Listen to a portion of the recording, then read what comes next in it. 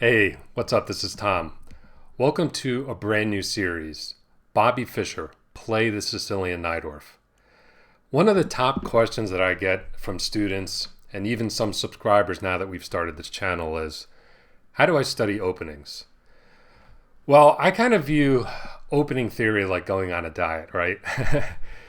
There are a lot of different ways to achieve results, but the one that is going to work, the one that's going to be effective, is the one that you can do for the long term, that's sustainable, that's enjoyable.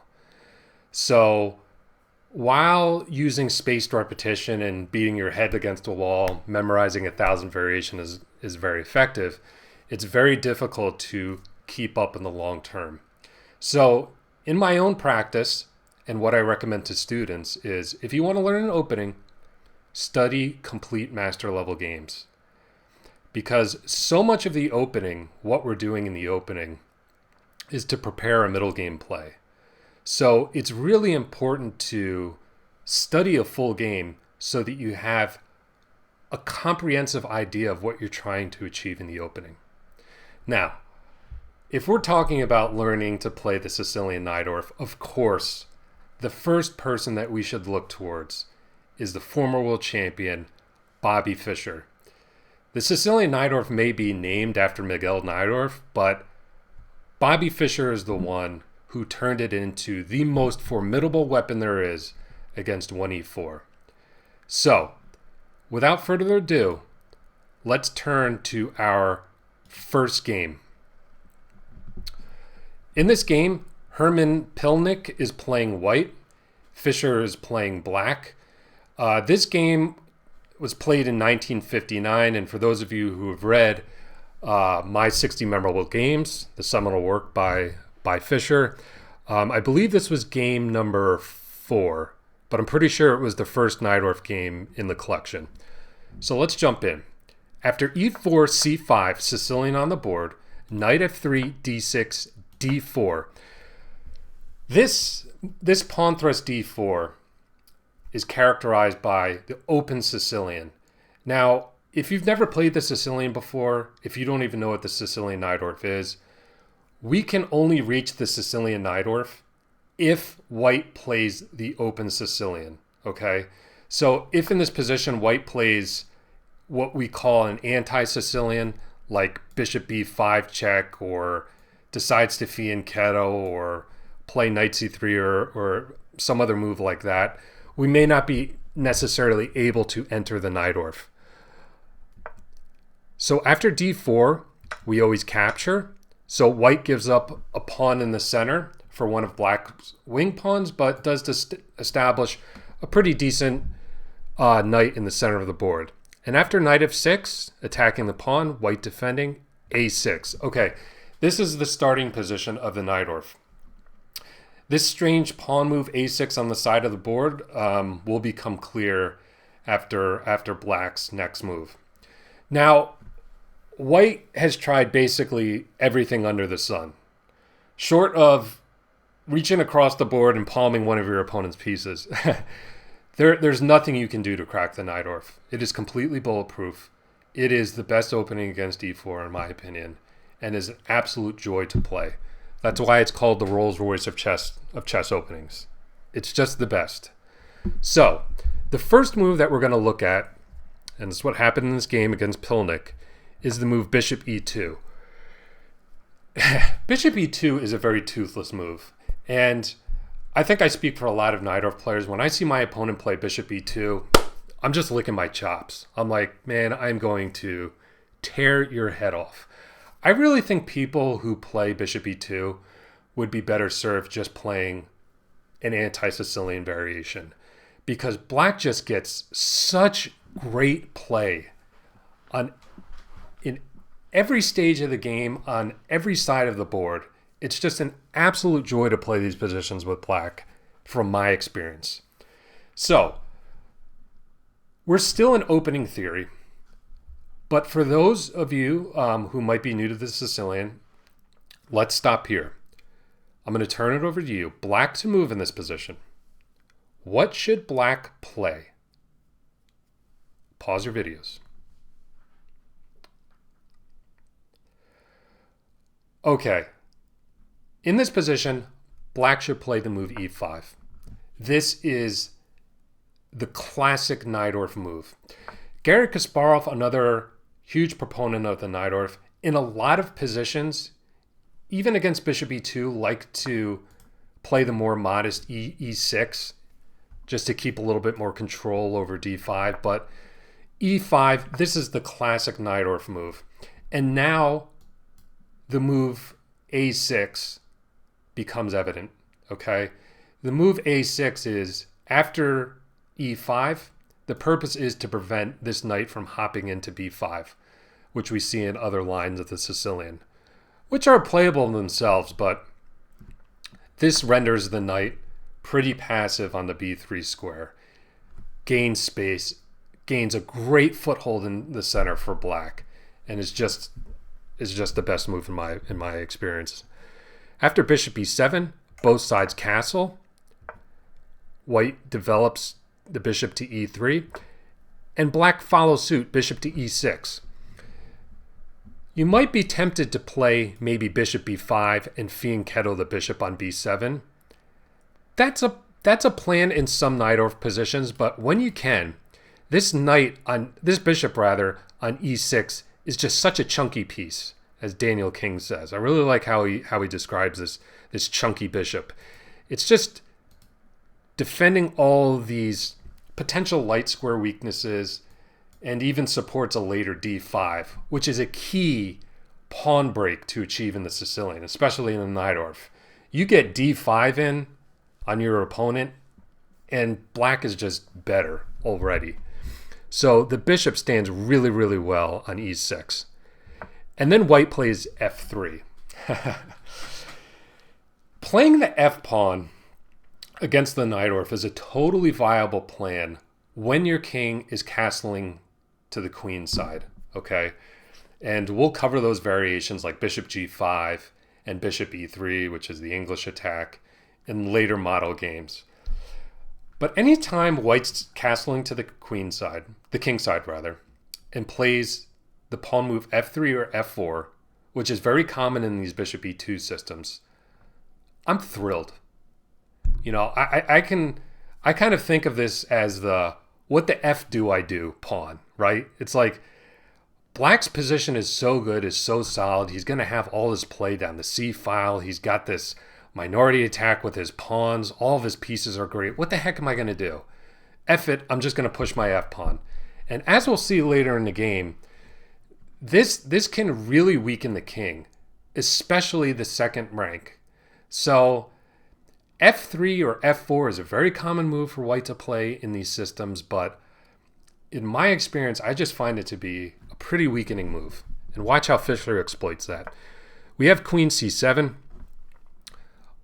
The C file in pretty much all open Sicilians is such a vital strategic resource for black. Black generates a lot of play down this half-open C file, and the Najdorf is no exception. After queen e1, knight b d7, and rook d1, white's trying to gain a little bit more influence over the d6 square, pressure that, but in particular, the d5 square. And we have b5. This is a very common plan in the Najdorf, this queenside expansion, okay? Not only to pressure this knight, to get play down the C file, and maybe later on launch a minority attack against this 2v3 pawn majority on the queen side. So Pilnik decides to start doubling on the D file and just pressure the D5 in the D6 square. And Fischer reroutes his knight here. The knight, this is a nice maneuver for the knight. Misfire there. Coming into D7, coming into B6, and sometimes it can land in C6, sometimes it can help push D5 through. It's just a really nice square for the knight. So black pressures his knight on B6. Fischer plays rook AB1 here. As I recall in my 60 memorable games, I think Fischer criticized this move, rook AB1. I think it would have been better. I think he said best was moving this knight maybe into C4. But okay. We have an exchange and a capture on b6. Of course, Fischer captures with the rook here. No way, when you're playing the Sicilian Najdorf, do you want queens off the board on move 15. So, look, Fischer is a fighter. He plays power play chess. It's what I like to play. I know it's a lot of what you guys like to play, my MVP chess subscribers. So let's keep queens on the board. Okay, rook b6, best move. And white throws the knight into d5. So the d5 square, you know, the one drawback of playing the classic Najdorf move e5 is that the d5 square is pretty weak. But as you can see, with this chunky bishop, this knight, black always has this square under control. So he just chops it off. Excuse me. Knight takes, pawn takes, and Fischer drops the bishop back. Bishop stands a little bit better on d7 than on f5. It's out of the way of the f-pawn. It's also out of the way, maybe if white plays a future f4, knight d4. Fischer doesn't want to lose time with this bishop. So that's a nice retreating square. And notice in this position, black has the bishop pair. I would argue a better center and just more active play. Welcome to the Sicilian Najdorf. I mean, this is why you play this opening. It's just the Rolls Royce of chess openings. So here goes white with f4. Again, the what the f do I do pawn. What the f do you do? Black's got all the play here. He's just got a tailor-made plan of a minority attack on the queen side, expanding with f5. Okay, you exchange on e5, the bishop pair is going to come to life. Like, good luck with this. This diagonal is insanely weak. I mean, if you haven't played the Najdorf before, I'm just so excited for you. I'm just so excited for you to learn this opening and be able to get this much enjoyment out of playing against e4 with black. Okay, I digress. Black reinforces on e5, and after c3, rook b8. The rook wasn't doing much on the b file. It was also kind of the queen was also being tied down to its defense, so it was a good idea to reconnect the rooks here. I like Fischer's play there. And we have an exchange here. Well, the scope of these bishops is getting pretty dangerous. And look how black gets great play on both sides of the board. So white decides to fix this problematic knight on b3. You know, after e5, this knight on b3 is one of the problem pieces in white's position, and white needs to spend some time fixing it. Eyeing up the f5 square, which Fischer shuts down with g6. Excuse me, very instructive move. Notice it does weaken the dark squares around black's king, but Fischer's got this covered, right? He's got a dark square bishop, black doesn't. He can always tuck the bishop back to g7 and fianchetto it if need be. So g6, really nice move. Also in certain positions, gives the king luft. All around great move. So black is looking to expand on the queen side now that he has an f5 square shored up. So I think white's trying to take prophylactic measures on the queen side to try to keep this minority attack out at bay, which is another key idea you need to know in the Najdorf. But Fischer just goes full steam ahead. a5, looking to play b4. Really nice play. For those of you white players who play d4, you may also recognize this plan, this minority attack, which you see in the queen's gambit decline exchange variation. So the king steps to h1. A common move that white has to make, right? But the king can become in danger in the corner. All of a sudden you got, back rank mate threats have become renewed. But it's a sad move that white often has to make. And it's a result of pushing this what the F do I do pawn, the F pawn. So Fischer goes full steam ahead. b4, capture. White steps to the c file. Fischer moves the queen, and the knight jumps into c6. And here's an instructive move. The rook was hanging here, but Fischer plays b takes a3. Really nice move. Of course, if you take in this position, even after the move A2, this is a really, really dangerous passed pawn. So there's always little tactics like this in the Sicilian on the queen side when you start these minority attacks. So keep an eye out for them. But Pilnik is aware of what Fischer's trying to do and correctly exchange queens and takes back on A3. So let's take a second to stop here. Queens are off the board, but look at Black's positional trumps here, okay? He's got the bishop pair. And this bishop on E5 is just super solid locked in here. Most importantly is that this minority attack on the queen side has created a weak A pawn, okay? This isn't like some monster passed pawn, outside passed pawn that we got to be worried about right now. This is 100% a weakness in White's camp. And Fischer immediately goes to attack it, rook A8. And after an exchange on E5, White defends passively with rook C3. Of course, the other way to defend is also passive. If you start bringing your rooks behind the pawn, White can maybe look to double on the A file, start pushing this kingside pawn majority. This would be tough for White to defend. So, over to you in this position. White's just played the move, rook C3, to defend this newly created weakness on A3. What should Black play in this position? Pause your videos.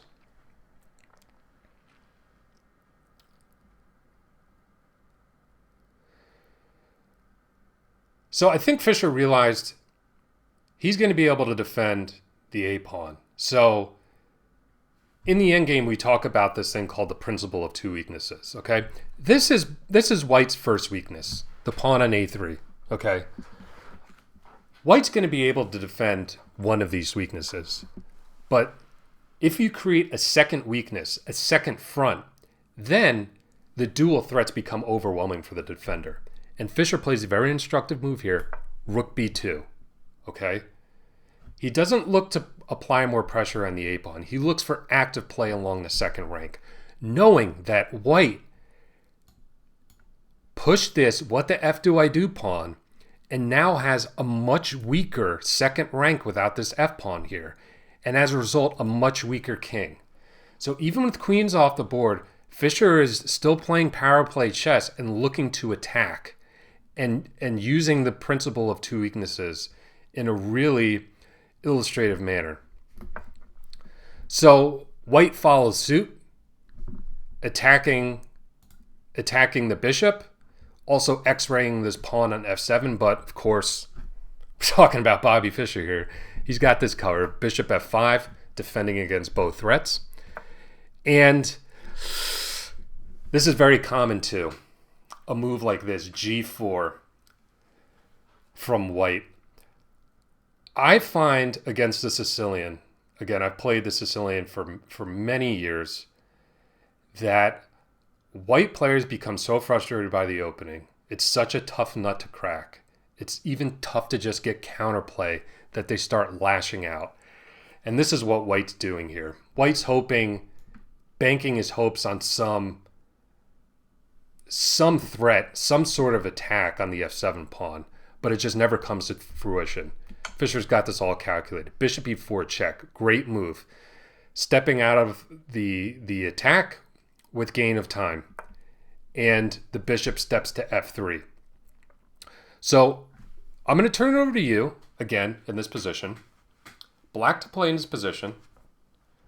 White does have some potential play down the F file. Our bishop's hanging on E4.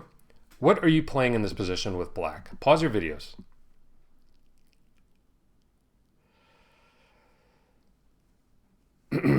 So Fischer correctly plays the move Bishop D3 in this position. Really nice move. Okay, White has made this incredibly weakening move G4. The light squares around Black's king are a dumpster fire. Okay, and the other nice thing that bishop d3 does, besides preserving this light square bishop, which we can use to attack this weak white king, it also keeps the f file blocked. Okay, rook f7, I'm sorry, isn't on the cards right now because the bishop's standing in the way on f3. So white kind of abandons that plan and says, all right, I'll just play rook d6. You know, this d pawn is really my only source of counterplay right now. But that creates another weakness, okay? Before that pawn on d5 was defended by the bishop on f3. Now it's a little bit loose, and Fischer attacks it immediately. Rook d8, great move. And after rook e1, pause your videos here. Black to play. What should black play in this position?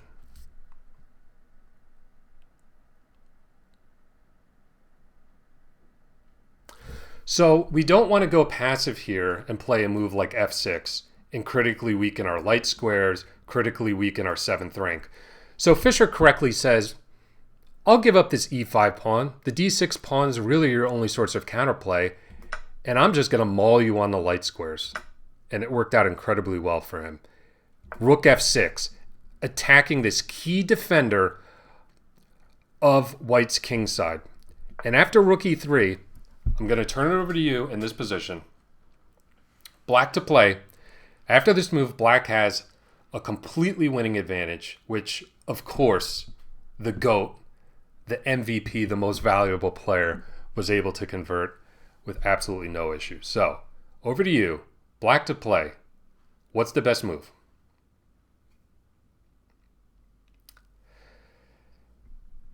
So in combination with these weakening pawn moves on the f file, on the g file, white's light squares are an absolute train wreck, and black takes advantage of it with decisive effect by playing the exchange sack rook takes f3. Boom! Boom! Awesome move by Fischer. Awesome move by Fischer. And just highlighting how weak white's king is. And it's just such a common thing to encounter in the Najdorf, is that white, desperate to generate some counterplay against the Rolls Royce of chess openings, just makes so many weakening moves on the king's side. So after white recaptures, of course our idea was to play bishop e4, creating an absolutely devastating pin here. And after rook takes f7, I'll turn it back over to you for basically the last move of the game. What did Fischer play in this position to bring home the bacon? Pause your videos. Black to play. So good job finding the way to put more pressure on the pinned piece, which is the rook on f3. Black played the move rook f2, and white is completely busted. After a spike check, Fischer drops the king up to g7, and white resigned in this position. Awesome game by Fischer. You're going to be hearing that a lot in this series, by the way. But the basic takeaway with the bishop e2 variations is, if you're a Najdorf player, you should just be licking your chops, right? I'm going to play e5. I'm going to get great counterplay in the center and on the queen side. White's going to make some really weakening moves with the what the F do I do pawn, either to f3 or f4. And in the long run, this is going to critically weaken white's king, and you're going to get really great play. I've had countless games go this way. So, you know, this isn't something that just Fischer can achieve, right? Even someone at my level, which is about 2,000 USCF, and even class players can enjoy really great dynamic power play, just as Fischer did in this opening. Okay, so I really hope you enjoyed this analysis. And if you haven't done so, please like this video and subscribe to my YouTube channel. You're not going to want to miss the future installments of this series. And if you're looking to elevate your game, don't forget to check out my website, mvpchess.com. You can also get there by scanning the QR code below. Thanks so much. See you next time.